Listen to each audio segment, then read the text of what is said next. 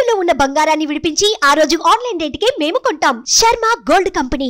నమస్తే, welcome to Suman TV. నేను గిరిజ. ఇవాళ మనతో పాటు ప్రముఖ ఆధ్యాత్మికవేత్త డాక్టర్ గుండెపూడి శివసుధీర్ శర్మ గురువు గారు ఉన్నారు. వారితో మాట్లాడిద్దాం. గురువు గారు నమస్కారం. శ్రీమాత్రే నమః. శ్రీ గురుభ్యో నమః. గురువుగారు, మనకి అమావాస్య అనేది మామూలు రోజుల్లోనే చాలా ప్రత్యేకంగా చూస్తుంటాం. అందున మార్గశిర మాసం అయితే ఒక్కో రోజు వచ్చే మా అమావాస్యని ఒక్కో పేరుతో పిలుస్తాం కదా. ఈసారి సోమవారం వచ్చింది, సో సోమవతి అమావాస్య. మరి ఈ సోమవతి అమావాస్య రోజు ఎలాంటి పూజలు చేయాలి, ఎలాంటి అంటే మనకున్న కొన్ని రకాల సమస్యల నుంచి బయటపడాలి అంటే ఏదైనా పరిహారం ఉంటుందా గురువుగారు, తెలియజేస్తారా? తప్పనిసరిగా అమ్మ, మనకి అమావాస్య పౌర్ణమి రెండు కాలమానానికి ప్రతీకలు. ఒక మాసం మిడిల్, అదే మంత్ మిడిల్లో కానీ ఎండ్ కానీ. మనం అంతకుముందు కూడా చాలాసార్లు చెప్తూ ఉంటాను నేను, సౌరమానం చాంద్రమానం అనేటువంటివి రెండు ఉంటాయి. పౌర్ణమి టు పౌర్ణమి, అమావాస్య టు అమావాస్య. అమావాస్య నుంచి అమావాస్య వరకు తీసుకునేటువంటి దాన్నేమో చాంద్రమానం అంటాం. పౌర్ణమి నుంచి పౌర్ణమి వరకు తీసుకునేటువంటి నెలనేమో సౌరమానం అని చెప్పి పిలుస్తాం. అంటే ఇక్కడ ఏంటి, మనం అమావాస్య నుంచి అమావాస్యకి తీసుకుంటే మధ్యలో పౌర్ణమి మిడిల్ అవుతుంది, మంత్ మిడిల్ అవుతుంది. అలాగే పౌర్ణమి నుంచి పౌర్ణమి వరకు తీసుకుంటే అమావాస్య మిడిల్ అవుతుంది కదా. వాళ్ళది సౌరమానం కాబట్టి నార్త్ ఇండియన్స్ ఎక్కువగా సౌరమానాన్ని అవలంబిస్తూ ఉంటారు. మంది చాంద్రమానం కాబట్టి చాంద్రమానాన్ని ఫాలో అవుతూ ఉంటాం. ముఖ్యంగా ఈ మార్గశిర మాసంలో ఎంతమందికి చెప్పినా అదే చెప్తాను నేను, గ్రహాల కలయిక ప్రతి ఒక్క రోజు కూడా ఒక విశేషమైనటువంటి కలయికతోనే వస్తుంది. మార్గశిర మాసం అంటే కుజుడని చెప్తున్నాం, సోమవారం అంటే శివుడని చెప్తున్నాం, చంద్రుడని చెప్తున్నాం. అలాగే అమావాస్య అంటే సూర్యుడు. సోమావతి అమావాస్యకు ఉండేటువంటి ఒక ప్రత్యేకత ఏంటి అంటే, రవిచంద్రుల కలయిక ఒకటే రోజు. సోమవారం చంద్రుడు, అమావాస్య సూర్యుడు. వీళ్ళిద్దరూ ఒకే చోట కనపడతారా? మనకి ఒకేసారి కనపడతారా? కానీ వాళ్ళిద్దరి కలయిక ఏదైతే ఉంటుందో అది అద్భుతమైనటువంటి కలయిక. అందులోనూ ఈ మార్గశిర మాసంలో రావడం అనేది ఇంకా విశేషం. సోమావతి అమావాస్య రోజున ఎవరైతే భూతప్రేత పిశాచ బాధల గురించి కానీ, ప్రయోగ బాధల గురించి కానీ, అట్లానే మనకు తెలియకుండా మనం ఆదివారం మంగళవారం ఇట్లాగా ఆడవాళ్ళంతా కూడా జుట్టు ఫ్రీగా వదిలేసి తలస్నానం చేసి ఏదైనా గాలి సోకటం, రోడ్డు మీదకి వెళ్ళినప్పుడు, ఏదైనా మనం శ్మశానం పక్క నుంచి వెళ్తున్నప్పుడు కానీ ఇట్లాంటి గాలి సోకడం ఇట్లాంటివి కూడా ఎక్కువగా జరుగుతూ ఉంటాయి.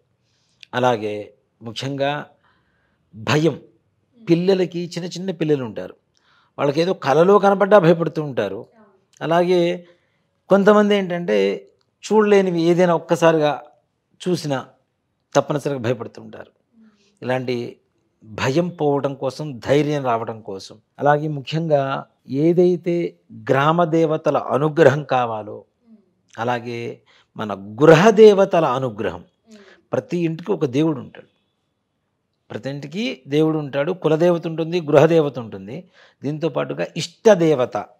ఇప్పుడు ఒక కుటుంబానికి సంబంధించి ఒక దేవుడు ఉంటాడు, ఒక కులానికి సంబంధించి ఒక దేవుడు ఉంటాడు. అలాగే పర్సనల్గా ఇష్టదేవత, ఎవరి ఇష్టం వచ్చినటువంటి దేవతను ఎవరైతే ఆరాధిస్తుంటారో వాళ్ళ ఇష్టదేవత. గృహదేవత, కులదేవత, ఇష్టదేవత ఆరాధన ఎవరైతే మర్చిపోతారో ఆ ఇంట్లో శూన్యం మాత్రమే మిగులుతుంది. ఇప్పుడు మన తల్లిదండ్రులను ఎలా పూజిస్తాం? బ్రతుకున్నప్పుడు చక్కగా చూస్తాం, చనిపోయిన తర్వాత వాళ్ళకి చేయవలసినటువంటి ఉత్తర క్రియలు చేస్తాం. అలాగే ఈ దేవతలు కూడా మన ఇంట్లో వాళ్ళే, బయట వాళ్ళు కాదు, మన ఇంట్లో వాళ్ళే. ఇప్పుడు నాకు ఇష్టమైన దేవుడు అంటే నాతో ఉన్నట్టే కదా, నా గృహదేవత అంటే మా ఇంట్లో ఉన్నట్టే కదా, నా కులదేవత అంటే కులానికి సంబంధించినటువంటి అందరూ ఆరాధించాల్సినటువంటి దేవత. ఇప్పుడు చాలామంది కూడాను ఈ గృహదేవత ఆరాధన ఏదైతే ఉంటుందో దాన్ని విసర్జించేటువంటి వాళ్ళు చాలామంది ఉంటారు. ఇప్పుడు రేణుకా ఎల్లమ్మ అని కొంతమందికి ఉంటుంది, కొంతమందికి వెంకటేశ్వర స్వామి ఉంటాడు, కొంతమందికి సుబ్రహ్మణ్యేశ్వర స్వామి ఉంటాడు, కొంతమందికి నరసింహస్వామి ఉంటాడు. ఇలాగా ఈ దేవతల్ని మన పూర్వీకుల ఆరాధన చేసి కూడా మన వాళ్ళు చేయకుండా వదిలేస్తుంటారు. మధ్యతరం దగ్గరకు వచ్చేసరికి వదిలేస్తూ ఉంటారు. వీటి వల్ల కూడా అతి భయంకరమైనటువంటి దోషాలు ఏర్పడుతూ ఉంటాయి. దాంతోపాటుగా ఇంట్లో ఏ రకమైనటువంటి కార్యాలు ముందుకు వెళ్ళవు, అనుకున్న పనులు కావు, రుణగ్రస్తం అవ్వటం, అలాగే అప్పులు ఇచ్చిన వెనక్కి తిరిగి రాకపోవటం, ఆర్థిక ఇబ్బందులు, అనారోగ్యపరమైనటువంటి ఇబ్బందులు, ఇవన్నీ కూడాను. దీంట్లో ముఖ్యంగా పిల్లలు మూర్ఖత్వంగా పుట్టడం, మన మాట వినరు, మనం వీడితో తిరగొద్దురా అంటే వాడితో తిరుగుతుంటారు, ఇక్కడికి వెళ్ళొద్దురా అంటే అక్కడికే వెళ్తుంటారు. మనం ఈ పని చెయ్యొద్దు అని చెప్తే ఏదైతే చెప్తామో వాడు మంచి కోరి అవి మాత్రం మానేసి వాటి వల్ల ఏ పనులు చేస్తే ప్రమాదం వాళ్ళ జీవితంలోకి ప్రవేశిస్తుందో అలాంటి పనులు చేసేటువంటి మూర్ఖత్వం కూడాను పిల్లలకి రాను ఎక్కువ జరుగుతూ ఉంటుంది. ఇలాంటి దోషాల నివారణ కోసం ఈ సోమావతి అమావాస్య అనేటువంటిది చాలా విశేషమైనటువంటి రోజు. మరి ఏం చేస్తే బాగుంటుంది? ఇప్పుడు కొంతమందికి గృహదేవత ఎవరో కూడా తెలియదు, ఇంటి దేవత ఎవరో కూడా తెలియదు, మర్చిపోయి ఉంటారు. మన పూర్వీకుల గురించి ఎవరినన్నా అడుగుదామంటే పూర్వీకులు ఉండరు. ఏం చేయాలి? ఆ రోజున ఎవరైతే ఒక దేవతని గృహదేవతగా స్వీకరించడానికి అధికారం కలిగినటువంటి రోజు. ఇప్పుడు మీ ఇంటి దేవుడు మీకు గుర్తులేదు, మీకు ఇష్టమైన ఒక దేవుడు ఉన్నాడు, ఈ దేవుడిని వాటి నుంచి నా ఇంటి దేవుడిగా నేను స్వీకరిస్తున్నాను, ఈ దేవుడికి పూజ ప్రారంభిస్తున్నాను, ప్రతి సంవత్సరం కూడా ఒక రోజున పండగ చేస్తాను అనుకునేటువంటి ఒక నియమం పద్ధతి ఏదైతే ఉందో ఆ రోజున మొట్టమొదటిసారిగా మరలా మనం ప్రారంభించగలిగినటువంటి అనుకూలమైనటువంటి రోజే సోమావతి అమావాస్య. గృహదేవత బాగుంది అంటే ఆటోమేటిక్గా అన్నీ బాగుంటాయిగా. మన గృహాన్ని చక్కగా కాపాడేటువంటి దేవతే గృహదేవత అవుతుంది కదా. కాబట్టి గృహదేవత ఆరాధన ఎవరికైనా తెలియని వాళ్ళు ఎవరన్నా ఉంటే ఈ రోజు నుంచి ప్రారంభించండి. మీకు ఇష్టమైనటువంటి అనుకూలమైనటువంటి దేవతని పూర్వీకుల ద్వారా మీకు తెలియకపోయి ఉంటే, పోనీ మా పూర్వీకులు ఈ పూజ చేసేవాళ్ళు, అమ్మవారు పూజ చేసేవాళ్ళు మధ్యలో చేయలేదు, మేము కూడా చేయలేదు అంటారా? తెలిసి ఉంటే ఆ దేవతకే పూజ ప్రారంభించండి. ఇక్కడి నుంచి ప్రతి సంవత్సరం కూడాను ఒక రోజున పండగ పెట్టుకొని ఆ రోజున పండగ చేయడం అనేటువంటిది చాలా అవసరమైనటువంటి రోజు. అలాంటి వాటికి మొట్టమొదటిగా పునఃప్రారంభం కావచ్చు, మరలా కొత్తగా ప్రారంభించడం కావచ్చు. ఏదైనా ఈ రోజున ప్రారంభిస్తే ఏ రకమైనటువంటి దోషాలు ఉండవు. ఇందాక మనం కొన్ని నోములు వ్రతాలు రథసప్తమి చెప్పుకున్నాం కదా, అలాగే ఇలాంటి గృహదేవతలకు మాత్రం ఈరోజు చాలా అనుకూలమైనటువంటి రోజు. అంతేకాకుండా ఇందాక మనం చెప్పుకున్న భూత ప్రేత పిశాచ బాధలు, గ్రహ బాధలు ఇట్లాంటివి ఏవైతే ఉంటాయో ఇట్లాంటి వాటి కోసం ప్రతి ఒక్కరూ కూడా అమావాస్య రోజున చక్కగా గ్రామ దేవత ఆలయానికి, ప్రతి గ్రామానికి ఒక దేవత ఉంటుంది. మైసమ్మ కావచ్చు, కట్టమైసమ్మ కావచ్చు, పోచమ్మ కావచ్చు, గంగానమ్మ కావచ్చు, ఇట్లాంటి దేవతలు ఉంటారు కదా. ఏదైతే గ్రామ దేవతలు ఉంటారో ఆ గ్రామ దేవతల ఆలయానికి వెళ్ళే ముందు ఇంట్లో చక్కగా ఒక 11 నిమ్మకాయలు తీసుకోండి, పక్కన పెట్టుకోండి. అలాగే ఒక 27 కానీ 54 కానీ నిమ్మకాయలు మాల గుచ్చండి. ఈ మాల కూడా ఎలా అంటే ఒక దారం తీసుకొని దానికి పసుపు పూసి చక్కగా మాల గుచ్చేసి దానికి కూడా గంధం పెట్టేసి కుంకుమ బుట్టు పెట్టేసి మాల గుచ్చుకోండి. పసుపు కుంకుమ ఒకే దాంట్లో కలుపుకోండి. పసుపు కుంకుమ, ఓకే. దీన్ని బండారి అంటారు. రెండు కలిపి ఉన్న దాంట్లో బండారి అంటాం కదా.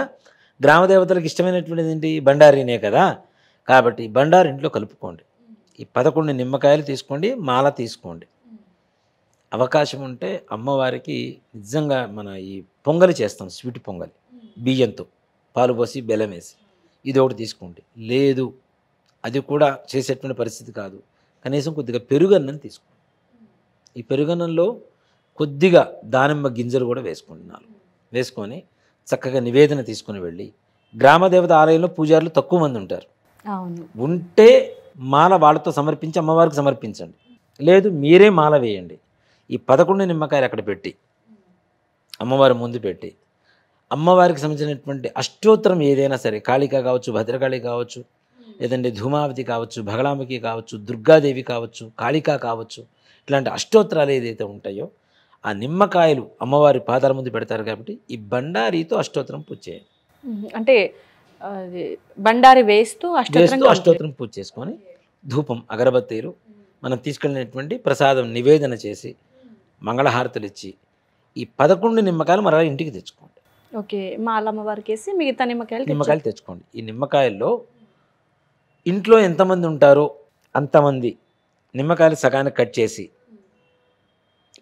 మరుసటి రోజు ప్రొద్దున, ఇది నేను చెప్తుంది, కట్ చేసి స్నానం చేసే ముందు తలకి పెట్టుకొని చక్కగా నిమ్మ చెక్కతో మొత్తం రుద్దుకొని 10 నిమిషాలు ఉంచిన తర్వాత స్నానం చేయండి.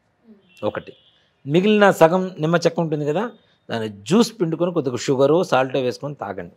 ఓకే, అది ఇంట్లో వాళ్ళకి అయిపోతుంది. మిగిలినవి ఇంటికి 3 కట్టండి చక్కగా. మరలా ఒక నిమ్మకాయ కోసి పసుపు కుంకుమ అద్ది అటు ఇటు పెట్టేసేయండి. మిగిలినవి ఓకే, ఇంకొక నిమ్మకాయ మిగులుతుంది.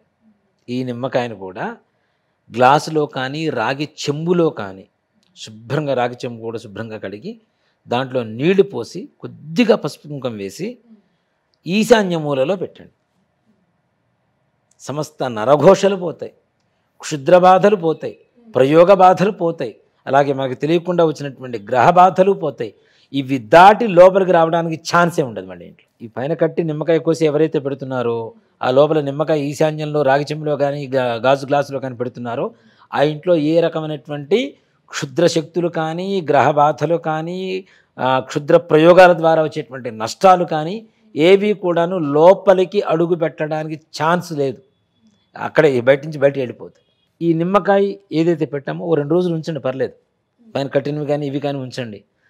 ఆటోమేటిక్గా మరలా వచ్చే అమావాస్యకు చూడండి, ఇంట్లో వీళ్ళు అనుకున్నటువంటి ఆనందం వస్తుంది, ఆరోగ్యం వస్తుంది, సంతానం ఉంటుంది, సంతోషం ఉంటుంది, సుఖం ఉంటుంది, ఐశ్వర్యం ఉంటుంది, అన్నీ సమృద్ధిగా చక్కగా ఉంటాయి. అక్కడి నుంచైనా సరే ప్రతి నెల ఒక్కసారి గ్రామదేవతకి పూజ చేయడం మొదలుపెట్టండి అమావాస్య రోజున. ఓకే, ఆ రోజు మొదలు పెట్టేసి తర్వాత రోజుల్లో ఇంకా పూజ చేసుకుంటుంటే సరిపోతుంది. తప్పనిసరిగా ప్రతి నెల అమావాస్యకి గ్రామదేవతకి ఈ విధంగా చేయండి. ఎవరికి ఏ రకమైనటువంటి కష్టం లేకుండా, గ్రామంలోకే కష్టం రాకుండా చూసుకునేటువంటి శక్తి ఆవిడకి సరిగా పూజలు లేవు, సరైన ఆహారం లేదు. మన ఇంట్లో పిల్లలే మన సరిగా నమ్మెట్టకపోతే బయటికి వెళ్ళిపోతారు. అవునా? మన పిల్లలే కానీ బయటికి వెళ్ళిపోతారు. అలాంటిది మరి గ్రామాన్ని సంరక్షించేటువంటి దేవతకి కనీసం నెలలో ఒక్క రోజైనా వెళ్ళి, ఎప్పుడు బోనాలు వస్తేనే రంగులు వేయిస్తారు, వేపమండలు కడతారు, ఓయమ్మ హడావిడి చేస్తారు. బోనం అయిపోయిన మరుసటి రోజు గుడి వైపు చూసే దిక్కే ఉండదు మళ్ళీ. అదేంటో మరి, అంటే గ్రామ దేవతలకు వచ్చేసరికి నిజంగా సంవత్సరంలో ఒక్కసారే ఘనంగా చేస్తారు, ఇంకా తర్వాత పెద్దగా పూజలు ఉండవు. గ్రామ దేవతలకి అమావాస్య రోజున విపరీతమైనటువంటి శక్తులు ఉంటాయమ్మ. అమ్మవారు మేలుకున్నప్పుడు, శక్తివంతంగా ఉన్నప్పుడు పూజ చేయడం ద్వారా ఆ శక్తులు మనకు వస్తాయి కదా, తద్వారా మనకు కావాల్సినవన్నీ కూడా మనకు లభిస్తుంటాయి కదా. కాబట్టి అమావాస్య రోజున గ్రామ దేవతకి మర్చిపోకుండా పూజ చేయండి.